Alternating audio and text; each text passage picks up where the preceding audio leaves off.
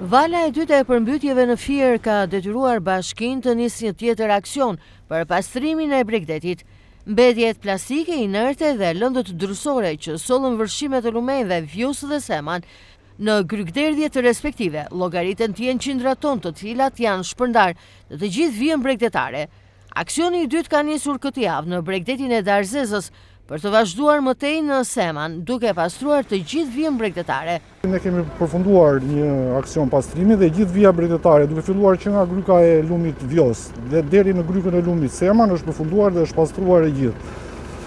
Mendoj se me këtë rast duhet bërë një sensibilizim qytetarëve që të mos hedhin mbetje në grykderdhjet përgjatë lumit lumenjve, sepse ne e dimë që lumenjt nuk është se janë të zonës tonë, gjithë vija e lumenjve është Vjosa vjen nga Greqia që përfshin rrethet të tjera dhe gjitha këto zbarkojnë në Darzezë dhe në Seman. Ndërkohë mbetjet nga ky aksion pastrimi po depozitojnë në landfillin e incineratorit të Fierit. Këto mbetje pasi të mblidhen me punëtorët, me mjetet e bashkisë, do çohen direkt në incinerator.